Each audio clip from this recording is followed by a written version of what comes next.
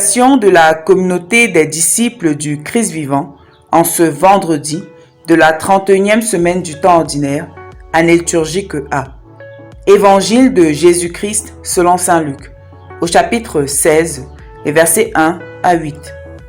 En ce temps-là, Jésus disait aux disciples: un homme riche avait un gérant qui lui fut dénoncé comme dilapidant ses biens. Il le convoqua et lui dit: qu'est-ce que j'apprends à ton sujet? Rends-moi les comptes de ta gestion, car tu ne peux plus être mon gérant. Le gérant se dit en lui-même: que vais-je faire, puisque mon maître me retire la gestion? Travailler la terre, je n'en ai pas la force. Mendier, j'aurais honte.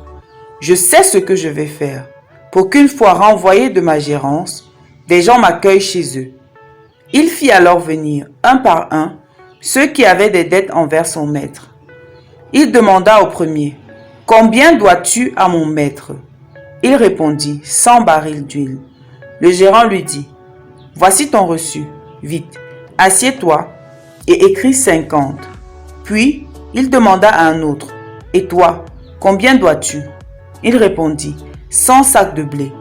Le gérant lui dit: voici ton reçu, écris 80. Le maître fit l'éloge de ce gérant malhonnête, car il avait agi avec habileté. En effet, les fils de ce monde sont plus habiles entre eux que les fils de la lumière.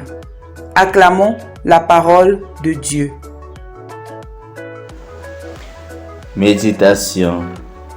Tu es béni, Seigneur, pour ta grâce et ta présence dans ma vie. Dans ta bonté et ta miséricorde, tu choisis de compter sur des pauvres personnes comme nous, pour travailler à l'avènement de ton règne.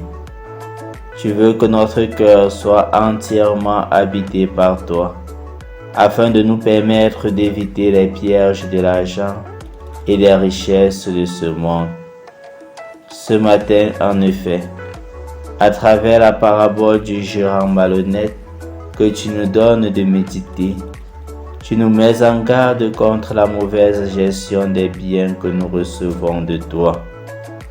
Tu nous rappelles que les gérer habilement, c'est ne pas les utiliser à son profit personnel et égoïste, mais savoir s'en servir pour créer le partage et la fraternité. Il est évident, Seigneur, que la gestion de l'argent et des biens est délicate et contient de nombreuses tentations pouvant conduire à la perdition et à l'éloignement de Dieu. Mais à nous, chrétiens, de nous montrer fidèles et honnêtes dans la gestion des affaires matérielles, des budgets et des fonds qui peuvent nous être confiés pour le bien commun. On ne peut cependant s'empêcher de se demander pourquoi tu fis l'éloge de ce gérant malhonnête. Serait-ce une manière d'encourager la malhonnêteté de ce gérant? Absolument pas. Nous réalisons, Seigneur, que par cet exemple, tu nous exhortes non point à la malhonnêteté, mais à être avisés. L'exemple de ce gérant n'est donc pas dans sa malhonnêteté, mais dans son attitude vis-à-vis de ses débiteurs. Regardez ce que fait cet homme. Il se dessaisit de l'argent en remettant à ses débiteurs pour établir une relation d'amitié avec eux. Il se montre ainsi généreux envers les débiteurs de son maître, afin qu'il le soit redevable lorsqu'il sera renvoyé de sa charge. Et c'est là que réside le message de cette parabole. L'argent et les biens terrestres sont temporels et périssables.